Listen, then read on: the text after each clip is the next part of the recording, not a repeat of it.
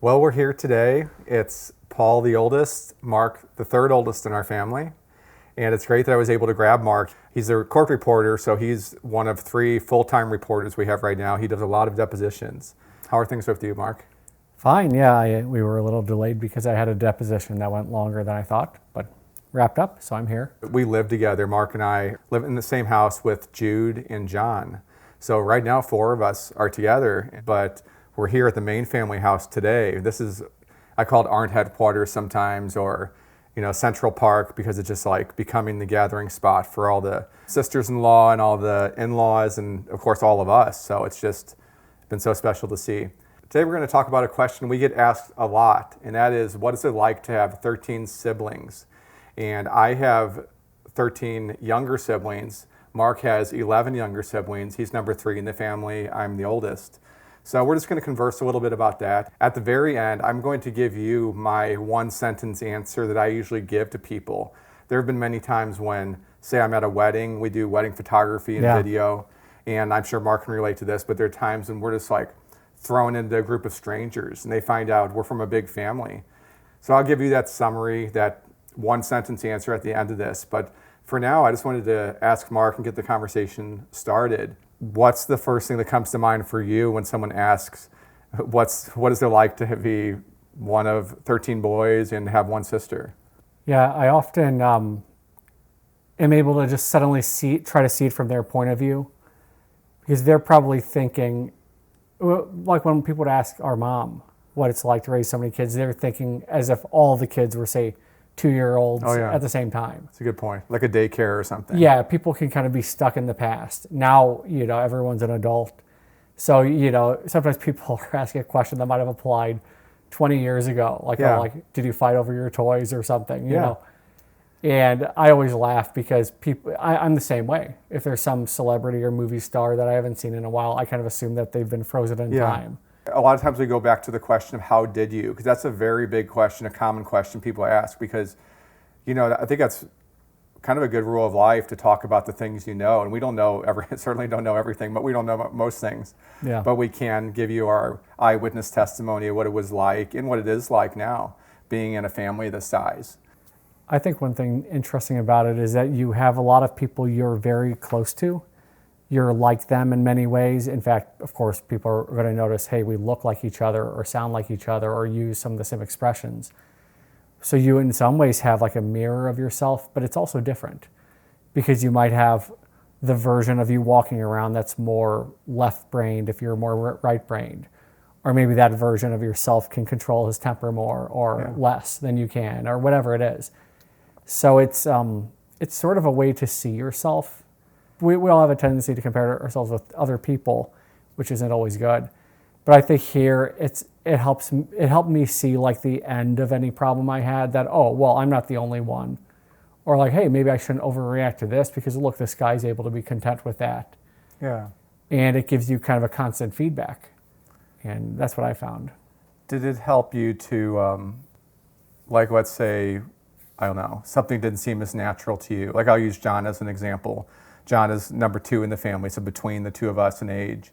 And John always had a very natural ability, I'd say, in the areas of like math. Yeah. And just a very quick brained. And we're all, we did Great very memory. well in our entrance exams. And everybody's smart in our family, but John especially just has like a really sharp memory for like dates and numbers and things like that. Yeah.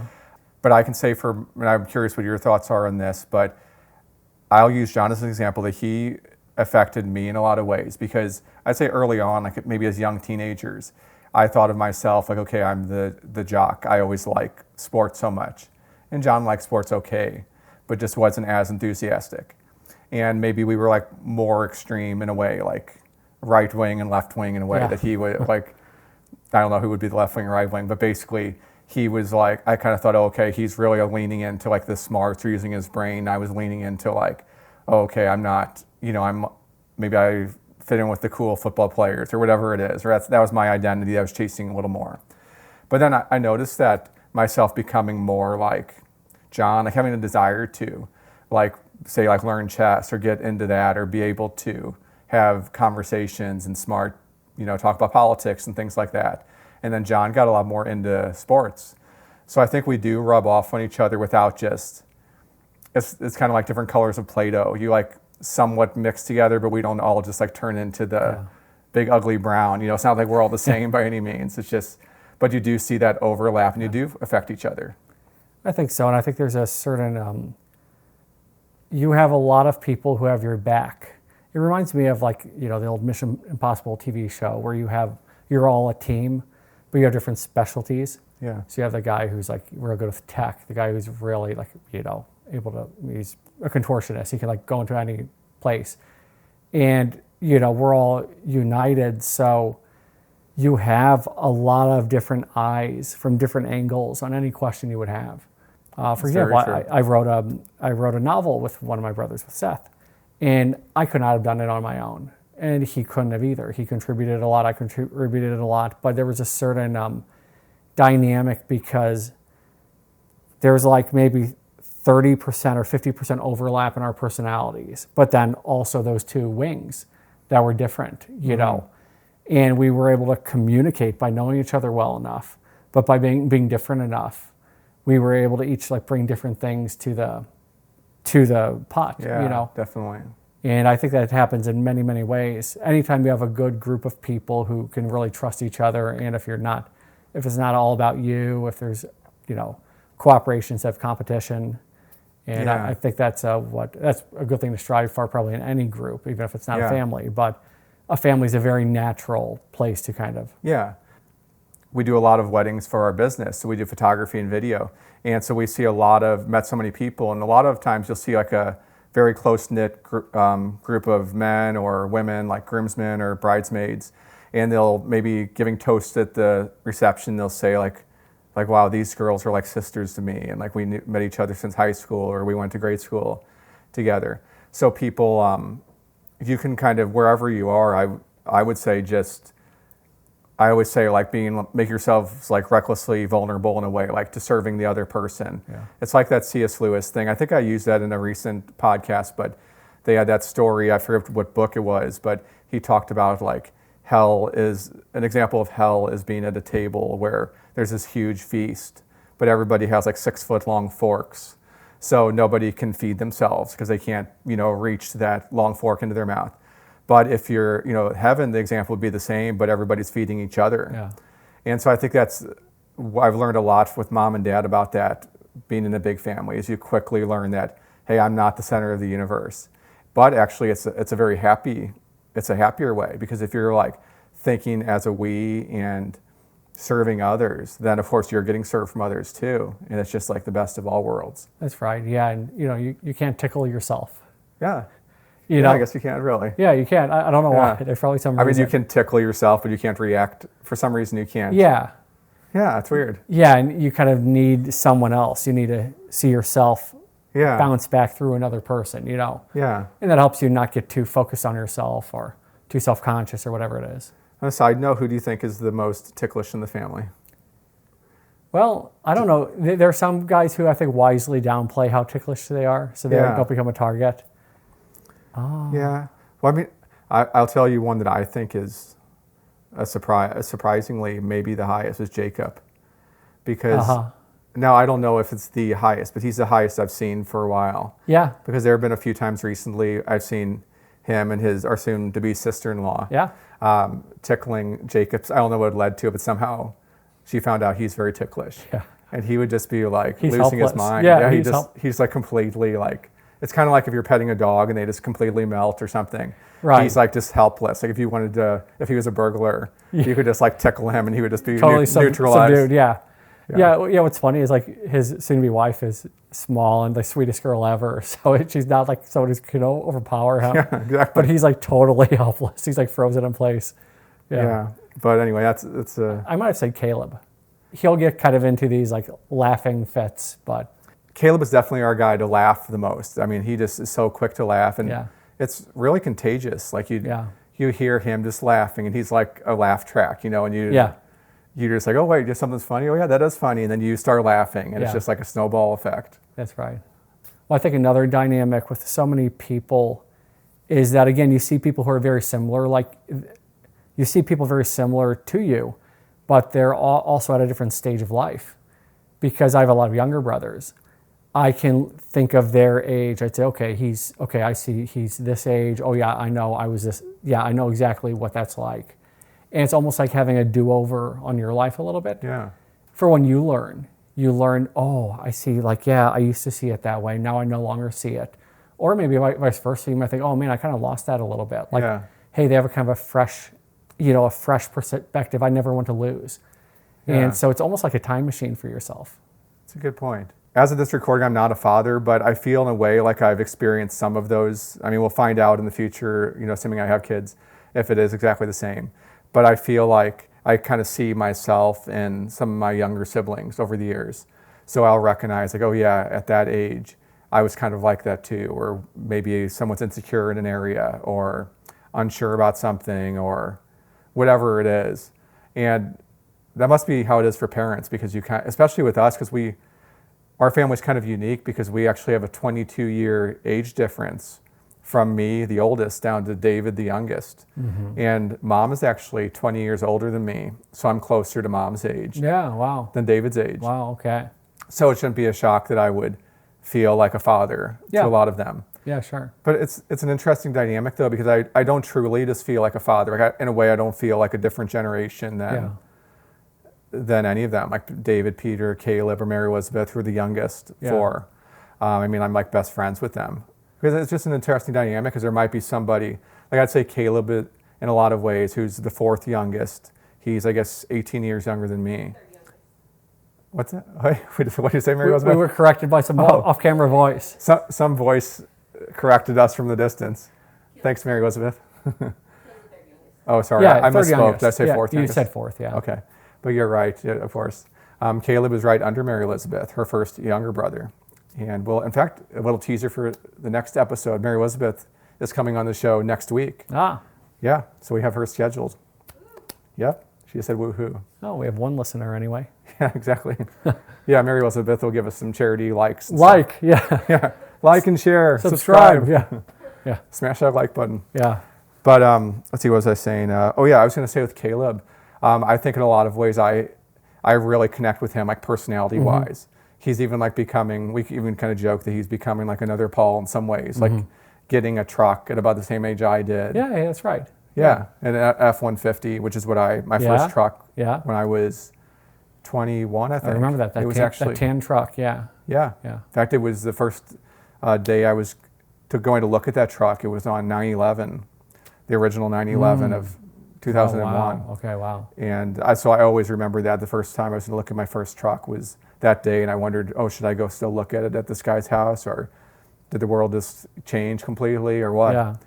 But anyway, it's neat because almost exactly the same age, Caleb got his truck. So it's just interesting how it's not really even about age in the family, because I connect with him like more than others in some ways. But then, like, I can go through a list in my mind right now and think of very unique ways I connect with each individual brother. Yeah.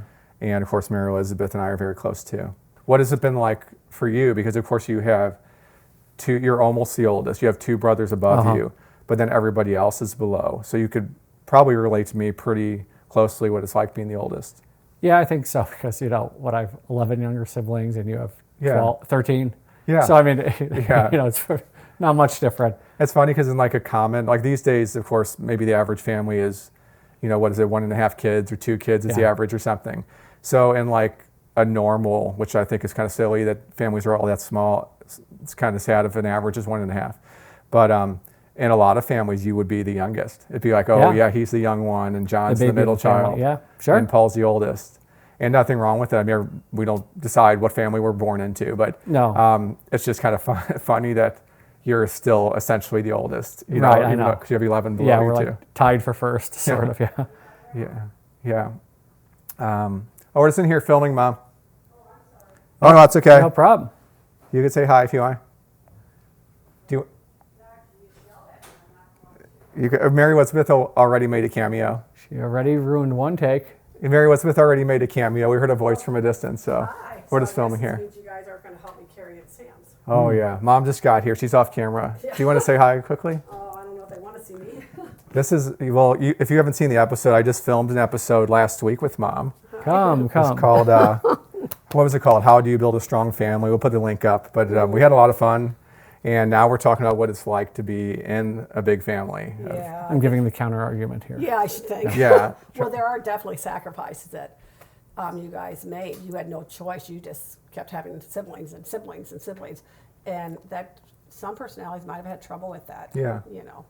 It was fun. It was fun because we were all experiencing it for the first time, and of course, as the oldest, I saw it from the beginning. So in a way, I knew nothing else. So I just thought, oh, I guess It was we're your norm. because I already knew we were unique. So I just thought, oh, we maybe literally we'll just always like maybe we'll have 50 kids or something. Yeah. Or, Yeah, I think I mean, John- I loved it, but it was just you just almost don't know. It's like because you're already different than the how many you've had. So not that I literally thought that, but it's just Well, John said it seemed like we were just, how do you say it? Having the same baby over and over. Over Yeah. because we would just start over. It's kind of like Yeah. rewinding. It's the same movie. Yeah. But I have to say, you guys were always super excited when you knew a new baby was coming. Yeah. yeah. So Oh yeah, it was so exciting. I better go carrying groceries, guys. You guys won't help me. I have to do all by myself. Good. Okay. Good. Yeah, that works. Yeah, it works out pretty good actually. Yeah. Okay, we're gonna go help mom with groceries, and we can't just watch her through the window carrying in groceries by Yeah. herself. Yeah, one other thing I thought of just as we took the little break here, being in a big family, you just kind of approach, I think, like friendships and everything differently outside of the family. Like we were always like, we knew so many people in the neighborhood. I don't know what it was with our neighborhood growing up, but we were in that turn of a century house, but there were just so many kids like our age. Yeah, you're right. You notice so many. I mean, like, and actually, I kind of wonder if even like God orchestrated it because when I was very young, I was quite a bit bigger than John, and I was so interested in sports. And there happened to be so many neighborhood kids who are like 6 months older than me, or just like right about my age. So in Yeah. a way, I had like temporary older brothers. Kind of challenge you. Yeah, to challenge me Yeah. in sports and things like that. Yeah. But and then as the family grew up and we all kind of, just got closer together and just like there were more and more of us, we almost became just like our own, I don't know what you call it, like a voting block or like a gang. I mean, it's not like a gang like a bully, but I remember Yeah. there was one time at, we went to that park where we played Oh, softball. I know the story. Yeah. Yeah, I think you know the one I'm bringing up. Yeah. But it was really funny because we were very young. I don't know the age, but Dad used to play in the softball league with some of my mom's siblings, just like a family rec league. And there was a park next to it. And somehow, like, there were some other kids playing on the slides or the back then they had actually a metal merry-go-round, which was great, the good old days. Yeah. And you could really get hurt on that thing. Oh, yeah, we did. Yeah. But anyway, I just remember somehow we were like going over toward the playground and Mark just kind of being mischievous, just said, hey, break it up, we're taking over to these kids. And they like took it seriously. They just started like partying, kind of like the Red Sea partying. And we didn't at all think of ourselves as scary. I mean, we were still wearing suspenders and had our pants up to like about kind of like the Charlie Brown pants, or like Yeah, 3 right. inches or Yeah. all that, a bunch of thigh, the 1980s styles. Yeah. But anyway, that was just really funny. I think that was one of the first times I realized, oh yeah, like they don't know that we're like mean no harm or like Yeah. they don't saw know like a bunch of kids we're just. coming in. They don't know we're corny. Yeah. They think we're just this gang. Yeah. In fact, I think Mark was quoting something from Snoopy, weren't you, or for Charlie Brown? Yeah. Something. I think so. I think it might have been from Race for Your Life, Charlie Brown. Okay, that sounds familiar. Because Yeah. we used to watch a lot of those. We watched a lot of old Disney cartoons, a lot of like some of the Charlie Brown movies. They didn't have quite as many of those, but like the feature length Charlie Brown. Yeah. I mean, Mom really kept a high standard on us, and even though we weren't wealthy by any means, we were quite the opposite. She had us all always just like neat as a pin. Yeah. And even when we were real small, we were suspenders, and she'd have her hair combed and kind of preppy looking. And I can imagine, I kind of see now why that would be so cute. Like when I was little, I thought like, maybe like, oh, am I cool enough? Or like, oh, the kids across the street have mullets or something or whatever. And Yeah. now I see, oh, that's kind of timeless. Like even now I think, oh, those are cute kids when they're dressed like that. Do you regret not having a mullet? No, I don't think I regret missing the mullet phase. Yeah. I did succumb to the flat top. Yeah. Like we used to call it like the oatmeal box haircut. Yeah, like yeah. Like the high flat tops. Like a lot of like black guys would have them, but sometimes you see white guys would have them too. But it's like the big flat top, like rounded and like completely flat. Yeah. And I think finally Mom let me do it one time. and I just and she like tried, and she wasn't a pro at it either. But I was pretty proud of it for a little while. I think it was just it only lived on for about one haircut session, and I might have thought, okay, I don't know if this looks very good. Yeah. And, at some point, Mom just started giving us the buzz haircuts, which we did for a lot of years, and yeah, I think those worked pretty well. Yeah. From what they tell me, I just kind of sat those out. Yeah, as Mark got the permanent buzz. Yeah. Yeah, right, I got the perm. Actually, I just saw some footage of you recently from, I guess it was like when you were 3 or 4, but it was kind of funny to seeing you with a complete head of hair Yeah. and everything. I'm not sure if like That takes me I back. like that, you know? Yeah. Yeah. We recently found my baby curls, like in, Oh, wow. in a bag, a plastic Okay. bag, so it's going to be worth something. Yeah. Yeah. Yeah. Did that really, not get too off subject, but that didn't really seem to bother you very much when you suddenly didn't have hair or suddenly, I guess it just kind of started like getting thinner and then you thought, oh, what the heck, we'll shave it. And, Yeah. Yeah. Yeah, I'm surprised it hasn't. I think maybe because it was when I was still a kid, like six Yeah. or 7. If I was at that awkward age of maybe 15 or something, maybe I'd be self-conscious. But Yeah. it was so like baked into just who I was, and I didn't mind having something making me memorable Yeah. because people wouldn't always be able to keep our names straight, but everyone would remember me. Yeah. So, yeah. Yeah. And you were always such a like creative, like fun personality. So I kind of think like God might have like given you that in a way. Like, Yeah, giving me a little quirk. It's, yeah. It's kind of like a deep question. Like, oh, like how does he? Obviously, we're in an imperfect world, so like, but it seems like he uses like everything for good. Like he Yeah. kind of even knows like what, like troubles, so to speak, each person. Like he anyway customizes those for each person. I think you know. Yeah. We got off topic talking about a few other things, but I think having a big family it gives like so much stability because you always know that you have this close group of like best friends, basically like the closest people imaginable, always on your side.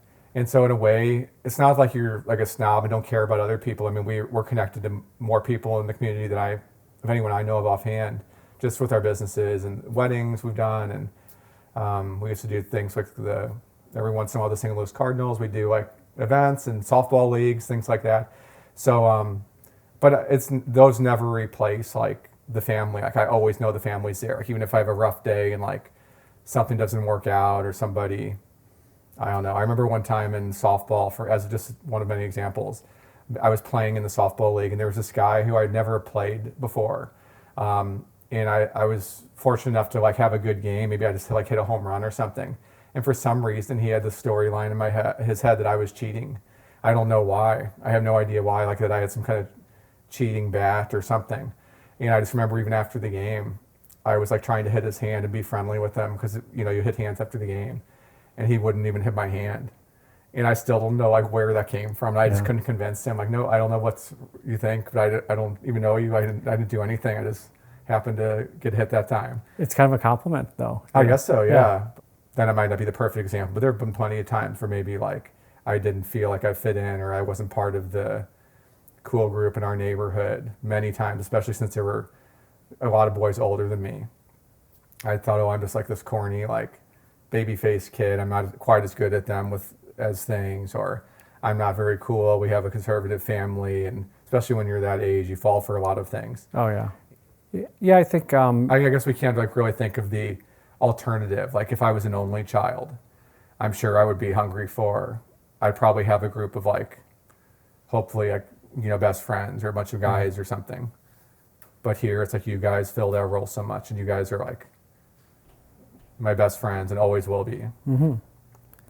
I think it probably helped us. I think for me, it helped me not succumb to peer pressure as easily, just because I knew I was surrounded by, it was like positive peer pressure, right? Yeah. And not that I didn't do plenty of dumb things, Sure. but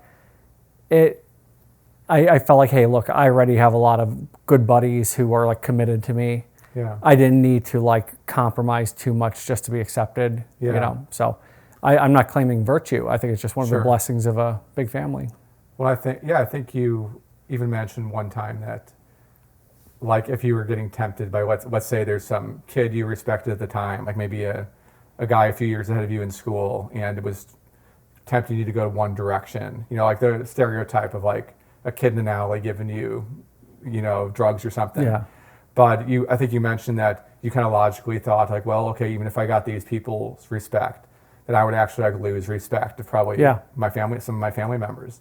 Not that the family wouldn't be crazy about you and love you. It's not like that, but more just like you can't in a way live in both worlds. Like you, and that's true of anybody. You can't have everybody's respect. Like Yeah. and, Well, you can't please everyone because some people don't like people who please everyone. yeah, that's exactly. So either way, you're stuck. You Yeah, that's can't a have good it point. all. Yeah. Yeah. Well, Mark, I know we have things to do. I'm sure everyone else has things to do too. We'll be back again for more episodes, but I wanted to just give you what I promised, and that is to give you the sentence that I usually give when someone asks me, what is it like to be in our family? And the one that it's not like I have it like written down, okay, I always say this. It's just something I find myself saying a lot. And that is, it feels like you're with your friends all the time. Or it's like being with your friends all the time. Something along those lines, like you're your best friends all the time.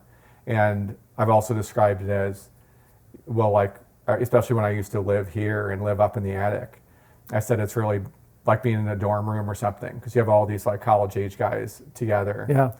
And I've always felt the same way for as long as I can remember, that my best friends are here. They always will be. And so I am with my best friends all the time. And even as people are getting married and everything, you know, this is becoming like the Central Park, the central area. We're at Mom and Dad's house right now.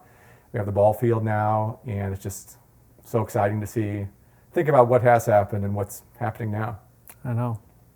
3 weddings coming up in 3 months. Scary. I know. Crazy times.